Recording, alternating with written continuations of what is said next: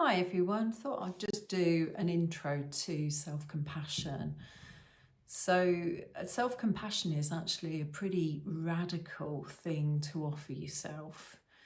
So in research, we're often much harsher critics to ourselves. We can berate ourselves, if only you'd worked harder, or that was stupid, or we bring up stories from the past of shame and use that to make ourselves feel bad, feel inadequate. Whereas compassion as a word actually means to suffer with. So com is with, passio is to suffer. So when we are approached by a friend who's struggling in some way, we often build them up. We'll say soft words to them. We might say something like, I hear what you're saying. I understand you. This is a tricky situation. I love you. We all make mistakes. Or we might be firmer with them. We might say something like, you have to draw the line here. You must say no. And we encourage our friend to set boundaries for themselves in a situation, to stand up, to be firm, to say no more. And the irony of it is that often we can be a friend to others, but we can be our harshest berater and critic. And actually it's quite a radical thing to offer ourselves that moment of kindness in moments of suffering. So this is self-compassion. It is radical. It is being with ourselves in our moments of difficulty. All of us are going to come across pain in our lives. We'll all have times of financial hardship or physical pain, or we'll lose people, or we'll lose a job, or a friend will upset us, or we'll have misunderstandings with colleagues or neighbours. This is called life. There are 10,000 joys in life that we'll meet and 10,000 sorrows. And we often accept the happy times and then we resist and push against the sorrows that will happen as part of life, the pains of life.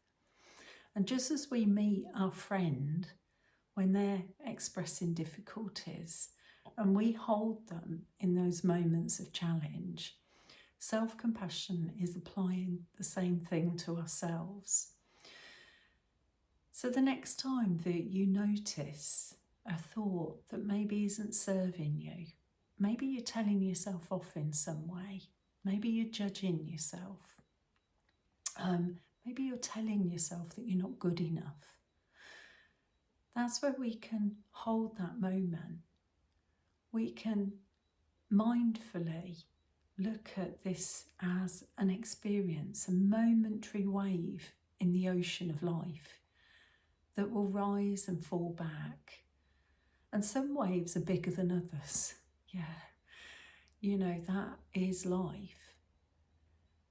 But we can meet this and say, this is a moment of difficulty. And maybe, how's it expressing in my body? Where am I feeling it most? Where does it hurt in the body?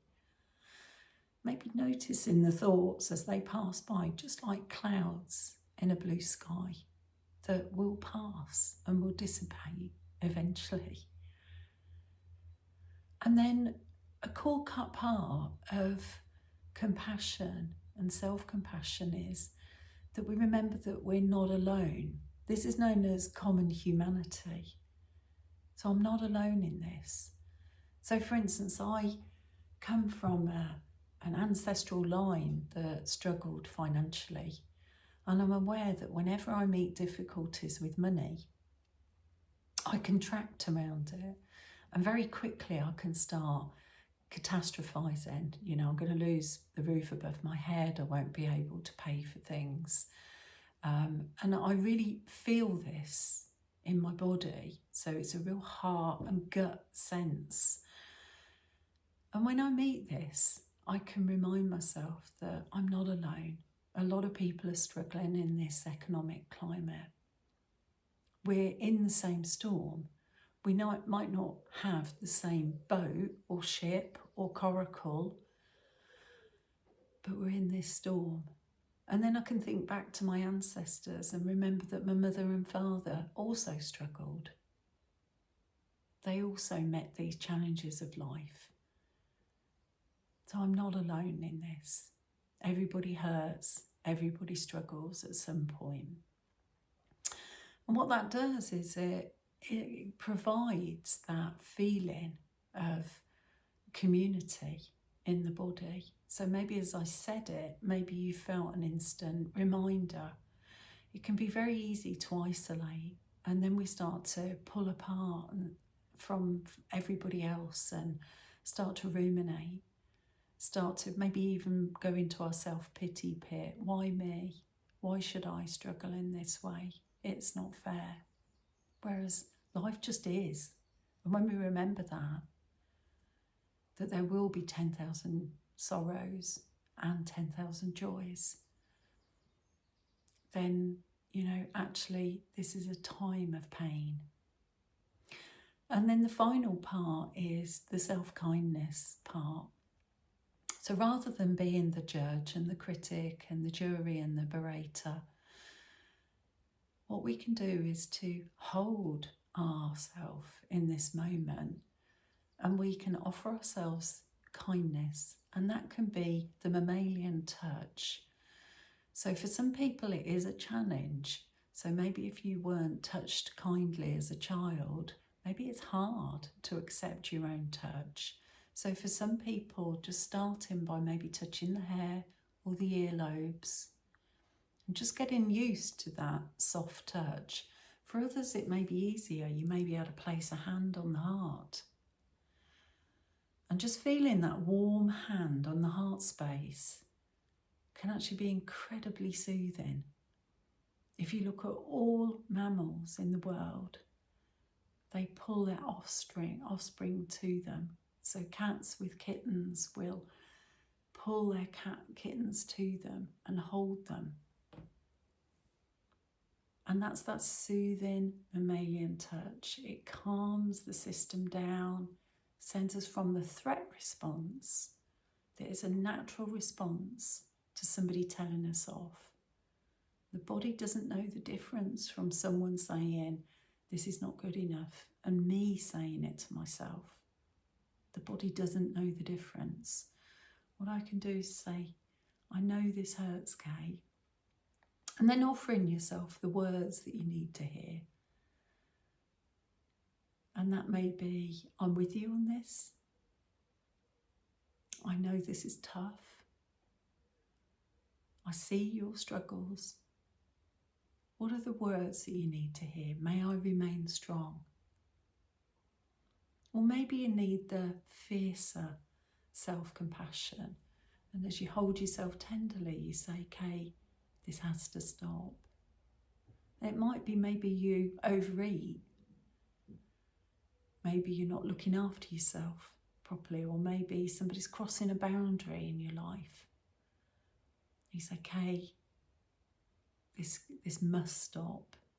And it's a firmer, so it's often referred to as fierce self-compassion. It's when the mama bear, Kristen Neff calls it, steps in to ward off the attacker from the cubs. So this is self-compassion. It won't take away life's problems, because that's life, is that some days we'll have a roller coaster of ups and downs. Some times in our life will be much difficult than others. So it doesn't take away life's problems, but what it does is it enables us to hold ourselves in our moments of difficulty and to be our best friend in situations rather than our harshest critic. Good luck, and I'm going to share some videos from the work of Paul Gilbert, Kristen Neff and Christopher Germer. Thanks then. Bye.